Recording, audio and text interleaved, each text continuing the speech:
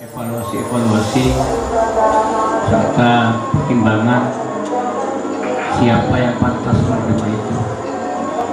Untuk telekonferensi kemarin saya sempat mendengarkan bersama Pak Camat dan Pak Diki bahwa dana itu akan disalurkan kepada masyarakat miskin yang tidak mendapatkan PKH dan tidak mendapatkan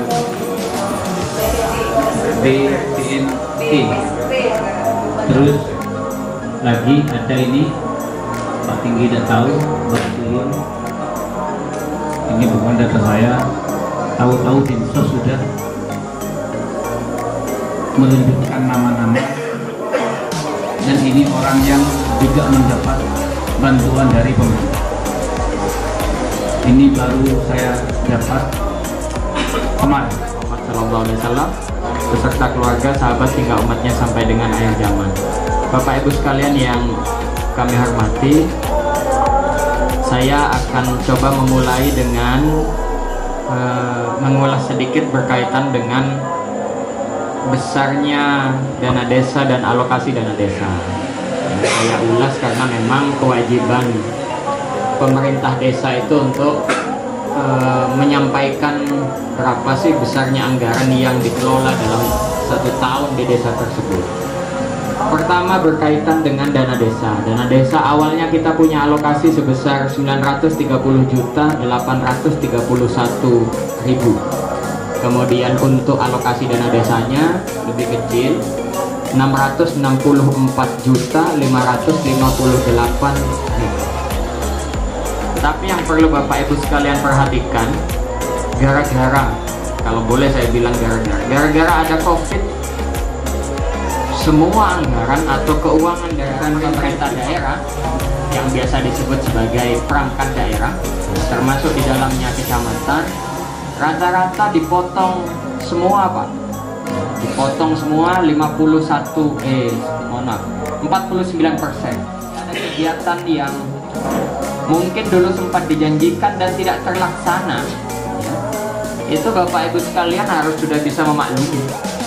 Misalkan contoh izin di Pak Dadang, Pak Yoyo bikin bangunan misal, dan ternyata pada pelaksanaannya tidak dilaksanakan, kemungkinan besar itu ya dialihkan untuk penanganan. Bayangkan saja 49% itu hampir separuh. 49% dari belanja langsung memang ya, bukan belanja tidak langsung, karena kalau pemerintah itu ada belanja tidak langsung, gaji, honor-honor itu tunjangan-tunjangan itu masuknya di belanja tidak langsung, itu nggak dipotong kecuali anggaran untuk THR-nya eselon 2, tapi kan nggak seberapa. Para kepala dinas, kepala badan nggak dapat THR tahun ini, tapi kan nggak seberapa gitu ya, maksudnya dibandingkan anggaran secara keseluruhan itu nggak dipotong, Pak. Yang dipotong tuh belanja langsung, yang untuk kegiatan pembangunan, belanja ini, belanja itu, pelaksanaan bangun ini, bangun itu dipotong. 49% dipotong. Ya, untuk apa dipotongnya? Untuk penanganan COVID.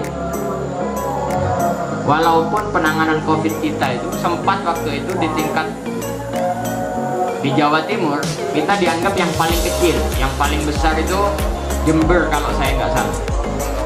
Mendagri langsung yang bilang, untuk Jawa Timur penanganan COVID paling besar anggarannya Jember, paling kecil Situbondo.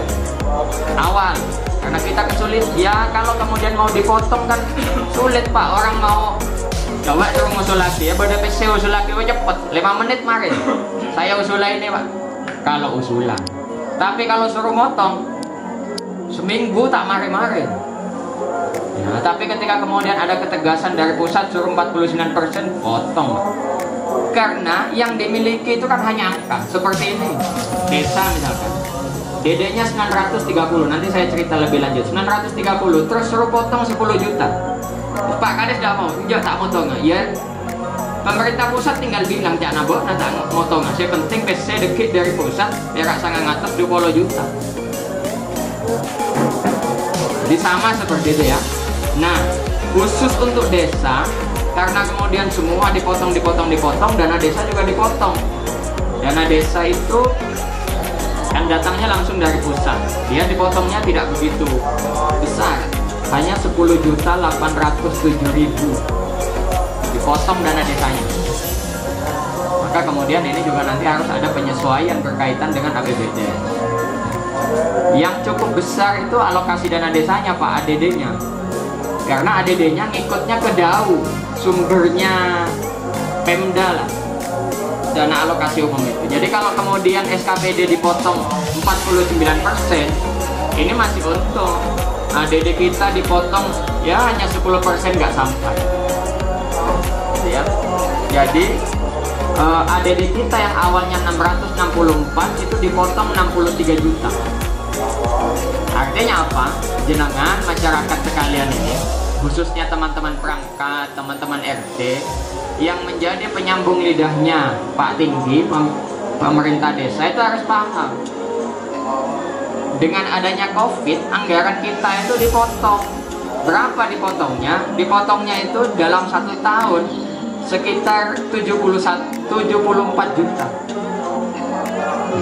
74 juta itu kalau dijadikan kerjaan ya, rabat misalkan, cukup panjang dapatnya itu sudah. Ya. Jadi kalau kemudian suatu saat ada yang dijanjikan bolang, Bu Pak Kades ra aja ke Boyo jalan misalkan ya tahun ini sampai 200 meter, mak saya lakoni 100 meter misalkan. Jenengan sudah paling tidak sudah punya gambaran, oh iya kemungkinan karena dipotong. Tapi lebih detail nanti mau nanya ya silahkan. BLT dan kalau dalam catatan saya 30% dari 920 itu ada 276 juta. Besar musyawarahkan di tingkat RT, diusulkan Pak untuk dicabut, digeser ke orang lain untuk diusulkan. Walaupun pengusulan data PKH atau BPNT itu tidak serta-merta seperti dana BLT dana desa. Ya, dia butuh proses. Siapa operator CKNJ di sini? Pak Deki. Setahun paling cuma 2 kali boleh input. Ya, bulan Maret sama bulan September. Jadi tidak seperti ini. Kalau BLT dana desa ini nanti disampaikan yang 60 orang, Pak, oh BPDK Pak, tak cocok. Udah si Amis Kenan. Besok langsung diganti sama Pak Kades. Tapi kalau PKH sama BPNT, Opo sama Ketko, udah datang lagi nerima. Ya memang harus berproses. Karena datanya kan harus dikirim ke pusat. Tapi kalau panjenengan kan salah pun berproses apit, kenapa boleh datang? Dia tak kira awal kalau datang. Jadi kira oleh germong panjenengan. Nah, jadi pada prinsipnya ya.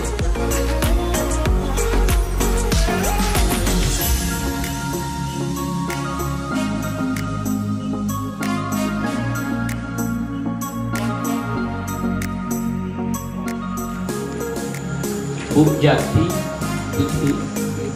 Pak Tomo Raide, Bu Wisnaya, Pak Tirto, Bu Arsino, Bu Saburi, Bu Dusel, Pak Bebu, Pak Sujak, Tosiran, Pak Ar, Bu Sayat, Bu Elis.